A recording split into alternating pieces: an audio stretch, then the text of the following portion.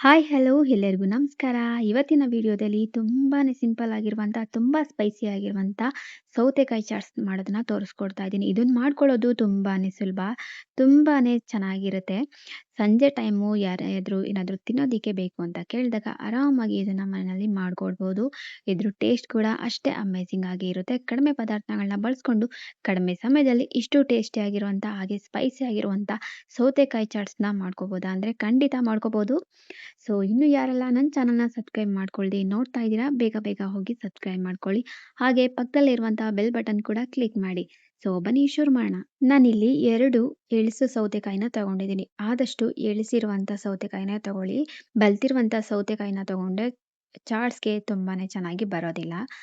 ಸ್ವಲ್ಪ ಬಲ್ತಿರೋದಿದ್ರೆ ಸ್ವಲ್ಪ ಬೀಜ ಜಾಸ್ತಿ ಇರುತ್ತೆ ಸೌತೆಕಾಯಿನಲ್ಲಿ. ಹಾಗಾಗಿ ಎಳಸಿರುವಂಥ ಸೌತೆಕಾಯಿನ ತಗೊಳ್ಳಿ. ಸೌತೆಕಾಯಿನ ಹೆಡ್ಜ್‌ನ ಕಟ್ ಮಾಡಿಕೊಂಡು ಅದರಲ್ಲಿರುವಂಥ ಕಹಿ ಏನಿದೆಯೋ ಅದನ್ನ ಪೂರ್ತಿಯಾಗಿ ತೆಗಿತಾ ಇದ್ದೀನಿ. ನೀವು ಕೂಡ ನೋಡ್ಕೊಳ್ಳಿ, ಕಹಿ ಪೂರ್ತಿಯಾಗಿ ತೆಗಿಬೇಕು. ಆವಾಗಲೇ ಸೌತೆಕಾಯಿ ಚಾಟ್ಸು ತುಂಬಾನೇ ಚೆನ್ನಾಗಿರುತ್ತೆ ರುಚಿಯಾಗಿ. ಸೌತೆಕಾಯಿ ಚಾಟ್ಸ್‌ನ ಒಂದ್ಸರಿ ಆದರೂ ಕೂಡ ನೀವು ಈ ರೀತಿ ಮಾಡ್ಕೊಳ್ಳಿ. ತುಂಬಾನೇ ಇಷ್ಟಪಟ್ಟು ತಿಂತಾರೆ. ಸಖತ್ತಾಗಂತೂ ಇರುತ್ತೆ.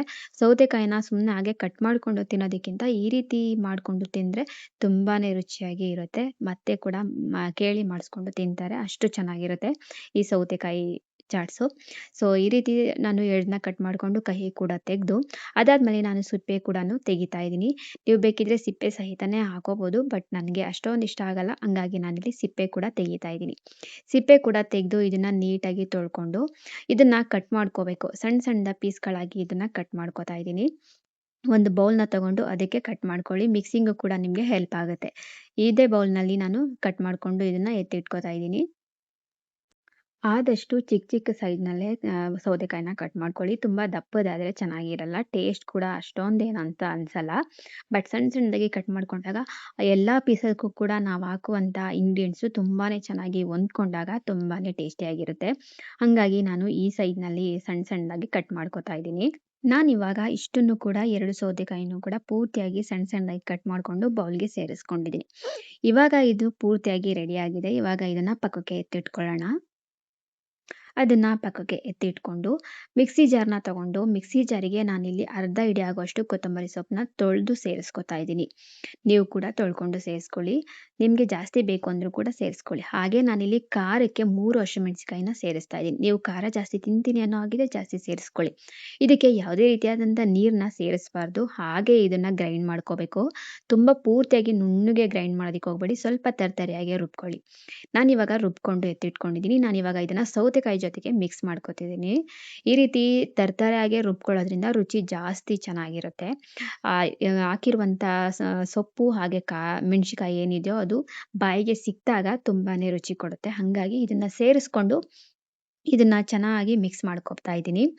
ಸೊಪ್ಪು ಹಾಗೆ ಖಾರ ಎರಡೂ ಕೂಡ ನೀಟಾಗಿ ಸೌತೆಕಾಯಿಗೆ ಕೋಟಿಂಗ್ ಆಗಬೇಕು. ಅಲ್ಲಿವರೆಗೂ ಕೂಡ ಇದನ್ನು ಚೆನ್ನಾಗಿ ಮಿಕ್ಸ್ ಮಾಡ್ಕೋಬೇಕು. ಈ ರೀತಿ ಚೆನ್ನಾಗಿ ಮಿಕ್ಸ್ ಮಾಡಿಕೊಂಡು ರೆಡಿ ಮಾಡಿ ಇಟ್ಕೊಂಡು ನಾವು ಇದಕ್ಕೆ ಸಣ್ಣದಾಗಿ ಒಂದು ಒಗ್ಗರಣೆಯನ್ನು ಕೂಡ ಕೊಟ್ಕೋಬೇಕು.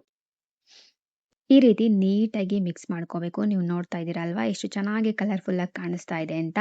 ಹಾಗೆ ಇದನ್ನು ಪಕ್ಕಕ್ಕೆ ಎತ್ತಿಟ್ಕೊಂಡು ಸ್ಟವ್‌ನ ಆನ್ ಮಾಡಿಕೊಂಡು ಒಂದು ಚಿಕ್ಕ ಪಾನ್ ಇಟ್ಕೊಂಡು ಅದಕ್ಕೆ ಸುಮಾರು ಒಂದು 4 ಟೇಬಲ್ ಸ್ಪೂನ್ ಆಗುವಷ್ಟು ಎಣ್ಣೆನ ಸೇರಿಸ್ಕೊತಾ ಇದ್ದೀನಿ. ಎಣ್ಣೆ ಸ್ವಲ್ಪ ಚೆನ್ನಾಗಿ ಕಾಯಬೇಕು.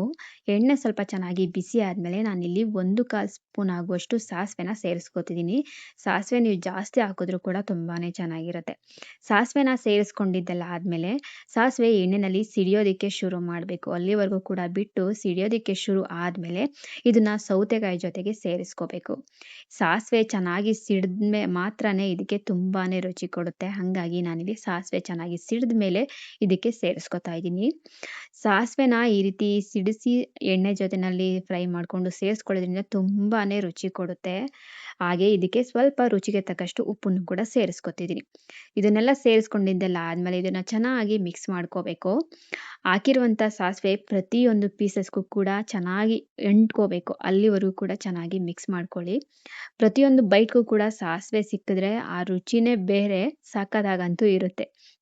ನಾವಂತೂ ಮನೆಯಲ್ಲಿ ವಾರದಲ್ಲಿ 2ರಿಂದ 3 ಟೈಮ್ ಆದ್ರೂ ಕೂಡ ಈ ರೀತಿ ಮಾಡ್ಕೊಂಡು ತಿಂತಾನೆ ಇರ್ತೀವಿ. ತುಂಬಾನೇ ಚೆನ್ನಾಗಿರುತ್ತೆ. ಸೌತೆಕಾಯಿನ ಹಾಗೆ ಕಟ್ ಮಾಡ್ಕೊಂಡು ಉಪ್ಪು ಜೊತೆ ತಿನ್ನೋದಕ್ಕಿಂತ ಈ ರೀತಿ ಮಾಡ್ಕೊಂಡು ತಿಂದರೆ ತುಂಬಾನೇ ಚೆನ್ನಾಗಿರುತ್ತೆ. ನೀವು ಕೂಡ ಮನೇಲಿ ಒಂದ್ಸರಿ ಟ್ರೈ ಮಾಡಿ. ಹೋಪ್ ನಿಮಗೆ ಈ ವಿಡಿಯೋ ಇಷ್ಟ ಆಗಿದೆ ಅಂತ ಅನ್ಕೋತೀನಿ. ಇಷ್ಟ ಆಗಿದ್ರೆ ಪ್ಲೀಸ್ ಒಂದೇ ಒಂದು ಲೈಕ್ ಮಾಡಿ, ಶೇರ್ ಮಾಡಿ, ಹಾಗೆ ನಿಮ್ಮ ಫ್ಯಾಮಿಲಿ ಫ್ರೆಂಡ್ಸ್‌ಗೂ ಕೂಡ ಶೇರ್ ಮಾಡಿ. ನೆಕ್ಸ್ಟ್ ವಿಡಿಯೋದಲ್ಲಿ ಸಿಗೋವರೆಗೂ ಕೂಡ ಕಾಯ್ತಾ ಇರಿ. Love you all. Take care. Bye bye.